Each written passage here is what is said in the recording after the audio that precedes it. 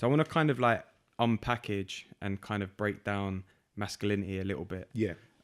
Masculinity and then toxic masculinity, which is like the hot term for everybody's favorite 2018 2019 season. So masculinity, yeah from my perspective, I would say that like masculinity is like all the stuff like I said, you know, as a kid, it's like you have to be strong, you can't show your emotions. Yeah. You know, boys will be boys. You know, being sporty, active, like, you know, all that kind of the go-getter, you got to be the one who's secure and owns the money, and all those kind of really stereotypical things. But through, I guess, kind of like your workshops and the work that you've been doing, like, what are the main kind of trends, I guess, that come up in that description of what masculinity it not is, but we're told that being masculine is about? So I guess for me, like the important starting points are like masculinity, or the way I understand it, it's a social construct. So it's not like an actual thing. It's something that like people have told us exists, and it's an exclusive club. So you're either in or you're out, right? That's why we have alpha males and beta males, because somebody's decided that like there are men who are really men, and then there are like these other men who are not really men. And I guess the distinction is between like those characteristics that you were talking about. So things like being strong, being brave, being courageous, being powerful, being dominant. I would say being straight is in there. Like, I think when we look at like what we have as a culture around masculinity, like the people that we herald as heroes are not gay. They're not like bi. They are like, I fuck women. I do this. I think it's a lot to do with I would say not showing emotion, but it's almost like not having emotions. Where it's like, to the extent where like we look at like people like Luther, right? Like that guy doesn't feel anything. Like it's not like he's not like out here like really getting upset or like he's just plowing through, like doing what needs to be done. I think there's something about like being competent, being smart, being a provider is a massive thing. Like fixing things is another one, isn't it? And I think one of the interesting ones is like how masculinity relates to women. And I think there's like expectation on men to like have women, be able to get women, be able to get more than one woman at the same time. And then that manifests in different ways, because then there's like this expectation. So like, you know, the hashtag black men don't cheat. Like, I think that's like satire about what we perceive as masculinity, and like that expectation of men to be like players and to cheat. And oh, hello, are you coming up? There's a dog, everyone. But men to be like players and to cheat on their partners and to have multiple partners, do all of that kind of stuff. And then I guess there's a bunch of stuff around like emotional literacy that is very limiting. I think that's the weird thing about masculinity as a concept, is that it's very, very limiting, as opposed to like the construct of femininity, which seems to be very open. It seems to more be like fluid. And you can basically do what you want. You just can't be a man. Whereas masculinity is like more like you cannot do this and this and this and this and this. So you can't cry, you can't express emotion, you can't be gay, you can't act like a woman, you can't talk about your feelings, you can't like give people hugs. Like there's loads of weird things. Like I love hugging. I feel like hugs are like the best feeling in the world. I'm a big hugger, but like and that's not to say men don't hug, right? Like it's not to say men don't do any of those things, but there are very strict rules, and also like masculinity polices itself. So like there's like often when you do that kind of thing, like my experience recently has been like I said earlier, trying to push those conversations is like other men will very often like try and shut it down as quickly as possible, because that's not what we do. And so I think that's what masculinity looks like. It's interesting because you were saying about the difference with like femininity, how it's so open and this and that, and masculinity is seen as this like shut off. Like I like the way you put it, as like it's like a club, like an exclusive club. And I feel like I got stopped right in the street about 2 months ago by a camera crew. I was outside where I was working. There was this camera crew, and they were like, "Do you mind if we ask you some questions?" I was like, "Yeah, cool." And they were like, "What does how would you describe femininity?" So I was like, "Oh, put me on the spot." They didn't warn me. I was like, "Put me on the spot." So I was like, being open, being vulnerable, being honest, like in touch with your feelings and yourself, and it just reeled off a list of stuff. Yeah. Like, I think it was about 10 things in, literally just off the top of my head. And then they were like, "And how would you describe masculinity?" And I just looked at her and I went, "The same as what I just said about femininity." Controversial. Yeah. And she looked at me, she was like, "Yeah." And I was like, "Yeah, I feel like, why just ruined the question. Yeah, why can't men be like that?" Yeah. And she was like, she didn't know what to say. She was like, so it even like stumped her a little bit, because she was expecting me to be like strong and all the cliches we said. Yeah, like, lads, football, beer, girls. And I was just like, it just because as I said the feminine like stuff, I was like, but this is how I am. Yeah. This is how I am. And then I said, when she was like, "What does masculinity mean?" I was like, well, it should be the same. I said all of the above. It should be the same, right? And I feel like the fact we even package it as masculinity and femininity is a problem within itself, because it's like, why can't girls be strong and all the stuff that is supposedly masculine, and why can't the guys be all the things that are supposedly feminine? We're one race of people. Yeah. Like, why can't we all be all of it? Yeah. You know what I mean? And I think that's like very, very interesting. And I think that's why these conversations are powerful. Yeah. But I want to slip into toxic masculinity and what that is, because this is becoming like the trend. This is like the new all men are trash. I'm feeling the pressure now. Yeah. No, me too. Because basically I tweeted something recently, and I got a bit of a backlash from it. Not massive, but like a tiny bit. That's you shouldn't tweet it. Yeah. No, but do you know what? Because I keep seeing like, I don't want to like pin the blame on people, because I completely understand it. But my point of view is like, everyone keeps attacking guys for having toxic masculinity and blaming toxic masculinity for stuff. Yeah. Like all of the bad stuff, and rightly so. But my thing is we're all blaming toxic masculinity for things, but no one's actually asking where and why the toxic masculinity exists. Right. We're only looking at it from that surface level. Yeah. So I tweeted it, not in as many words, but in that kind of thing. And it was just, I had so many people like, "Oh, by toxic masculinity, do you mean like the patriarchy of the system?" And then I had other people, and I was just like, "No, I mean like, I get what toxic masculinity is. Like, I fully understand it, and I fully, most guys exude some level of toxic masculinity, but the conversation we need to have is not like blaming people for toxic masculinity, but actually going, well, where is it coming from and why, and how do we fix this? Yeah. Or like unpackage it to repackage it. Like, can you, from, you've probably got more experience in terms of speaking to people about it, explain what the idea of toxic masculinity is, right? And why it kind of is being blamed for a lot of stuff. Okay, so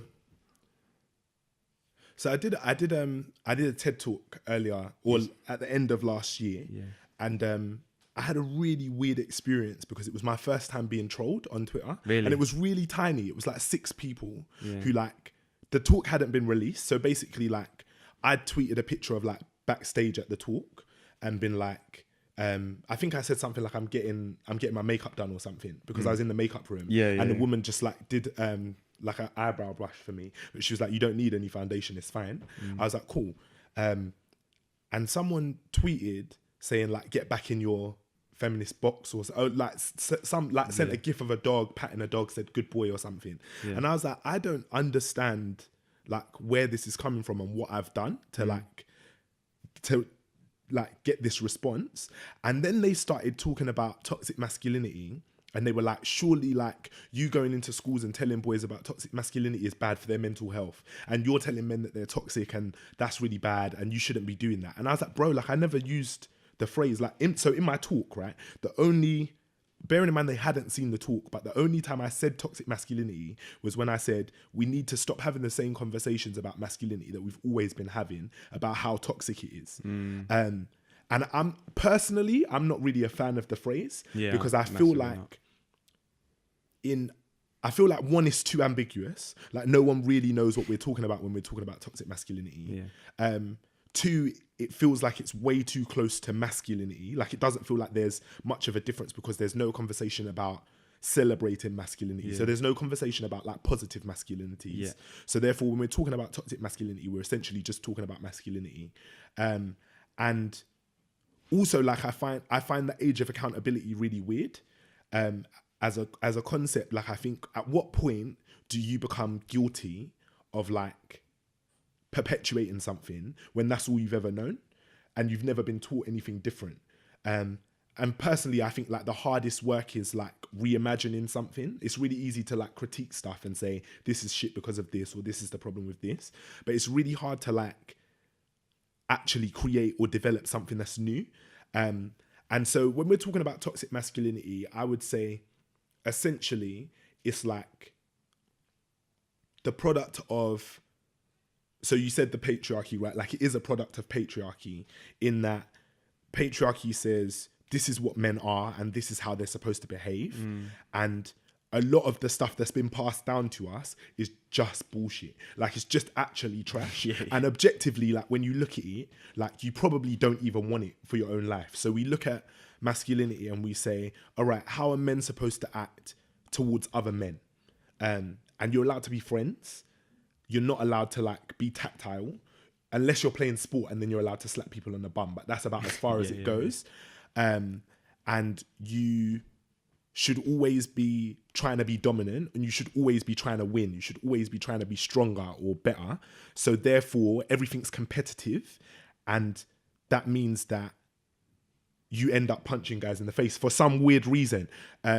And so I think there's a lot of stuff around masculinity. Like when we look at how we relate to women, it's a lot to do with like being dominant, again, like being the strongest or being the best or proving that you're the best. And therefore, like you go for a trophy wife, you have the most attractive girl on your arm at any given time, or girls, plural.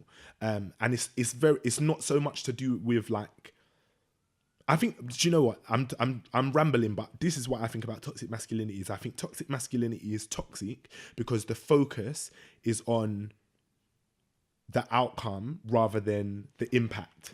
So you're focusing on like looking a certain way or presenting as a certain thing, and there's no focus on what that does in the world or like what are the repercussions of your actions for other people. And I think that's the thing that's toxic about it, is that it's just very selfish. And I think if we think about ourselves and the way we present in a way that's not selfish, we don't end up with that product. Because I also don't think there are very many people in the world. I do think there are some, but I don't think there are very many people in the world who actually want to be horrible people to other people. And so I think it's about interrogating like what the dissonance is there. Like why is there such a massive difference between what you want to be and what you are? And I guess the toxicity of it, is that even a word? But the toxic part of it is like the part that's like, screw everybody else. Like I'm going to do what I need to do because I'm a man and the responsibility is on me to do what needs to be done. And I just think it's dangerous. Like I don't talk about it. Like I never talk about it in a session unless it's to like say, what do you guys think about this?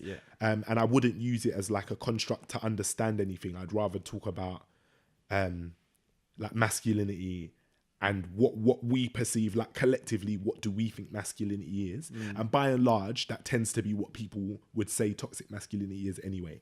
But I think the hard thing is to like name or list like what the good bits of masculinity are. I struggle with it. Like I think what are the actual good things about being a guy? And I like being a guy, right? I like being or feeling masculine or being masculine. But I think and it's like we invent new words. Like the other day I saw Meggins, so male leggings, because men for some reason can't wear leggings. Like we have to have a new gendered term for it. Okay, right, or like there's something else I was going to say, but I forgot it. But yeah, those are my thoughts. Like I really don't. It just makes me uncomfortable, the term. Yeah. And I think there's such a like like a narrative in social media, particularly about toxic masculinity, where it's basically, and also rightfully, like a lot of women who are angry because they've had to live their lives under like the oppression of this shit that they're getting from men, and so they're pissed off about it, and they need words to describe what it is they're talking about. And so I get it, and I would never tell anybody that they can't talk about it, but I wouldn't talk about it because I don't think it's helpful in the dialogue. And also I feel like you said it's a bit of a, not a broken term, but I feel like it hasn't got a actual definition. Yeah. There is like, I can understand the kind of what it is and the kind of repercussions of it, but like you said, it's basically masculinity. Yeah, it's not. There's not like a difference between what masculinity is perceived as to what toxic masculinity is being perceived as. Yeah, and I feel like for me, the problem of it is people are just throwing the term out way too loosely. Yeah, like, and it gets a lot of people's back up as well, because it's like it's not like we're having a choice about it. It's not like an on-off button, and we're choosing to have these moments of, you know, so-called toxic masculinity. It's just, it is the way that we've been, you know, brought up by society, through the system, through all these, you know, dumb cliches of, you know, the boys will be boys example again. It's like, you know, it's not something that we've chosen to grow up understanding or believing, or, you know, not even believing, but like being. Yeah. Do you know what I mean? And it's, I mean, that's the unfortunate side of it is that we're kind of now it's being thrown in our face. Yeah. Like, yeah, toxic masculinity, but it's like, yeah, but I haven't chosen to be like this. Like, yeah. And I think this is where I think it's a tough conversation, is because it's hard to explain to like the 13-year-old boy who has been taught by his parents, and not just his dad, like it's men and women who perpetuate these things, like who perpetuate toxic masculinity. Like you learn about it as much from men as you do from women, or as much from women as you do from men. Like I've had experiences where like I didn't want to have sex, and like a girl would be like, "You're a pussy, like what you doing?" Like, or whatever. Do you know what I mean? So I think it's hard to explain to a 13-year-old when they've been taught by both of their parents that like if someone's hit them, they're not allowed to come back home until they've beaten that person up. Yeah. That they are now toxic. And I think it's hard on two counts, because one, they are like, that's a toxic behavior. So it's not the person that's toxic, but like attaching the phrase to it then gives someone the feeling that you're saying they are a bad person, they're a horrible person. And people do horrible things. And like I said, there are some people who are probably horrible people. Yeah. But I think for the majority of us, like we just don't want to feel like, it's the same as like with racism. Like it's really hard to tell white people that they are racist, because the connotation of the word is like you're a horrible person, and it's not necessarily that person's being malicious or doing something that's intentionally horrible to hurt you, but like the impact of it is still a negative one. So they're still part of the structure or the system that's hurting you. And so I think in the same way with women talking about toxic masculinity, there's a lot of pain there, and there's a lot of hurt there that like as men we don't experience, we don't understand. And so when dealing with it, like I feel like we have to be super careful. And I also think you have to, like, one of the things when we did the workshop was like the first thing we did was like defining what we're talking about. Yeah. Like defining terms, so that when we're using phrases, we're all talking about the same thing. Because for one person, when they're talking about toxic masculinity, they're talking about a certain set of behaviors. And for another person, they're talking about all men. And for another person, they're talking about some men or men in their life. And for another person, they're talking about a completely different set of behaviors. Yeah. And so I think it's just important, like just use your words, and like use the actual words of what it is that you're trying to talk about. And I think, do you know what the other thing is? It's just remembered now is like the use of the term and the kind of negative connotations to it is like, for me, there's a big problem with it in the sense that on paper, right, you're saying, you know, guys have everything way better than women. And, you know, in many, many cases we do, don't get me wrong.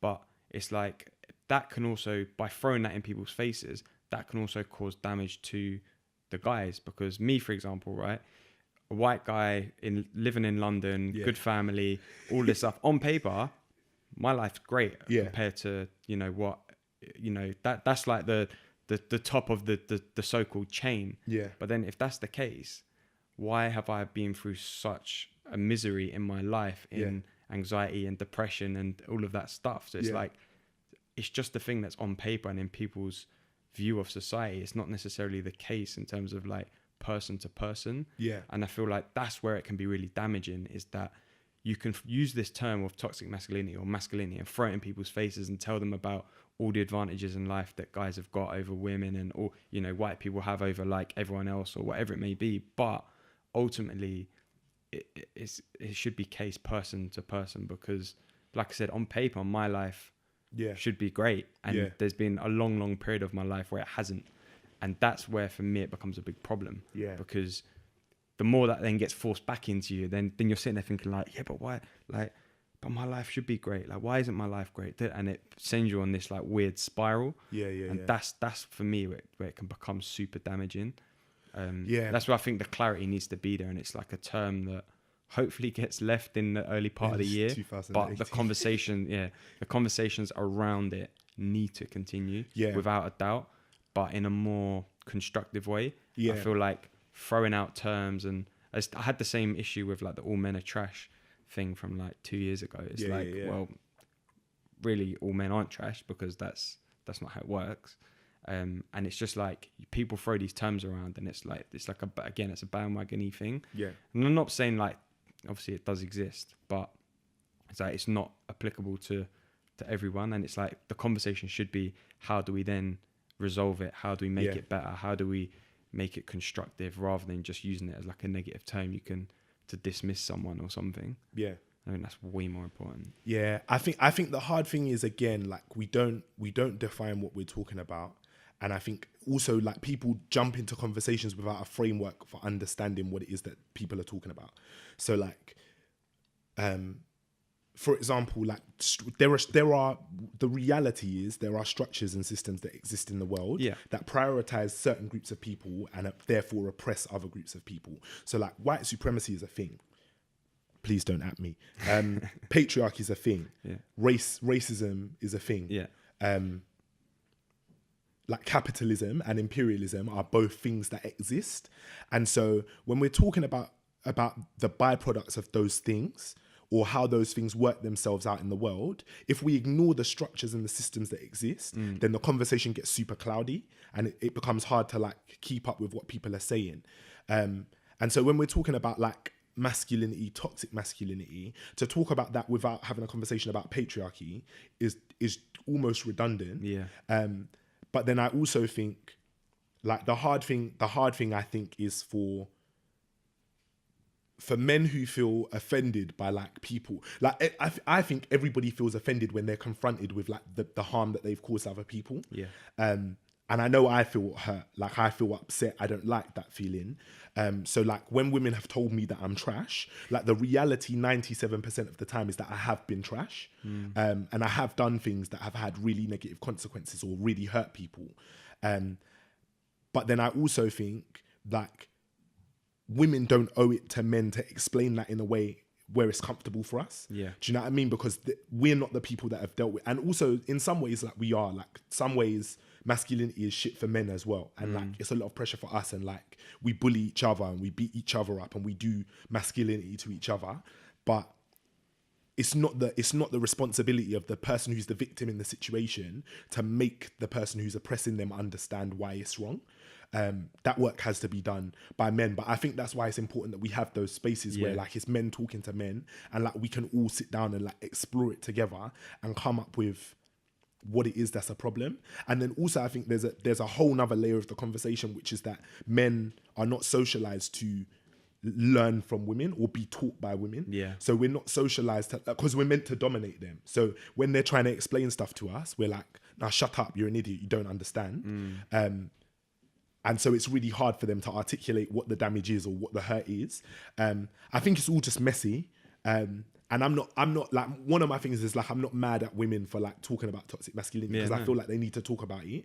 But I think also there are constructive conversations that need to happen outside of that space. And some of it needs to be men holding men accountable for like the stuff that we're doing. I think that's like one of the most important parts, isn't it? Is like when you see your mate Yeah. being a bit of a dick to a girl, Yeah. or like being inappropriate, it's like call them out on it or stop Yeah, them yeah, from yeah, doing it. It's 100%. like in fact that's probably where most of the work needs to be done, isn't it? Yeah. Because it's that like peer-to-peer level in a Yeah. way.